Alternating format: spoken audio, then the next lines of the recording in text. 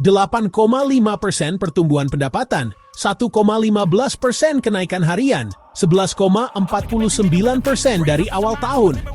Itu adalah sektor keuangan S&P 500 yang unjuk gigi pada 23 Oktober 2025, memimpin pasar dengan momentum yang sulit diabaikan. Hey, saya blogger Indonesia Anda tentang uang dan pasar, dan inilah rangkuman keuangan Anda dalam 3 poin cepat dan 1 pembahasan lebih dalam. Poin cepat pertama, bank-bank kembali berjaya. Keuangan AS mencatat pertumbuhan pendapatan gabungan hingga 18,5% dari 7,7% minggu lalu. Indeks keuangan S&P 500 naik 1,11% pada hari itu, dan 11,49% dari awal tahun. Mengapa?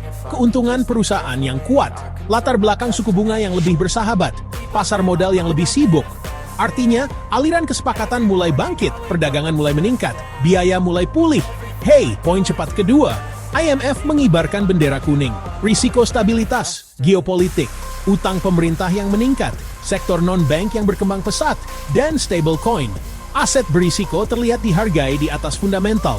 Pasar obligasi pemerintah terasa ketat. Itu menyiapkan panggung untuk koreksi yang tajam jika sentimen berbalik. Poin cepat ketiga, pembayaran mendapatkan peningkatan blockchain. Swift membangun buku besar digital dengan lebih dari 30 bank global. JP Morgan, HSBC, Deutsche Bank, Bank of America, dan bank global lainnya. Untuk memungkinkan transaksi lintas batas instan, divalidasi dan diatur oleh kontrak pintar. Jika ini berkembang, pergerakan uang bisa lebih cepat, lebih jelas, dan lebih murah bagi institusi. Sekarang gambaran yang lebih besar. Di ES, Deloitte memperkirakan 3 hingga 4 pemotongan suku bunga lagi pada 2025. Potensi suku bunga dana efektif menuju 3,75%. Setelah hampir 2,5 tahun kurva imbal hasil terbalik, normalisasi akhirnya bisa terjadi. Tapi normalisasi kredit memiliki 2 sisi, peningkatan kecil dalam tunggakan dan penghapusan, terutama pada kartu kredit, dan pada pinjaman mobil karena neraca konsumen melunak. Eropa, uji stres ECB 2025 menunjukkan sistem perbankan zona euro tetap tangguh. Rasio CET1 bisa sekitar 12,0% dalam skenario buruk.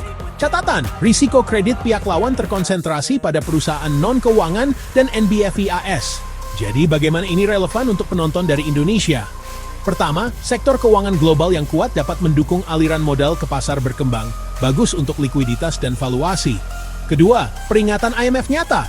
Koreksi aset berisiko bisa menaikkan biaya pendanaan dan menyebarkan volatilitas. Ketiga, buku besar Swift dapat mempercepat penyelesaian untuk pembiayaan perdagangan, remitansi, dan operasi perbendaharaan. Pendapat saya, nikmati dorongan dari bank dan normalisasi suku bunga, tapi hormati risiko penurunan. Pertadi sinyal, kartu kredit dan mobil di AS, likuiditas obligasi pemerintah, pencapaian adopsi buku besar Swift. Jika teratur, rally bisa meluas. Jika tidak, kencangkan sabuk pengaman. Itu rangkuman berita keuangan Anda, singkat, tajam, dan mengutamakan angka. Suka dan berlangganan jika ini membantu Anda tetap terdepan. Sampai jumpa di video berikutnya. Judul, Sektor Keuangan Memimpin. 3 poin panas plus daknya ke Indonesia dalam 3 menit. Deskripsi, update pasar 23 Oktober 2025, sektor keuangan S&P 500 melesat, IMF beri peringatan risiko global, dan Swift dorong pembayaran lintas batas berbasis blockchain. Kita bahas implikasi pemotongan suku bunga The Fed, normalisasi kurva yield, kualitas kredit, uji stres ECB, serta relevansinya bagi investor Indonesia, dari aliran modal, biaya pendanaan, hingga remitansi dan trade finance. Sumber S&P 500 Financials, IMF, Fintech Futures, Deloitte, ECB.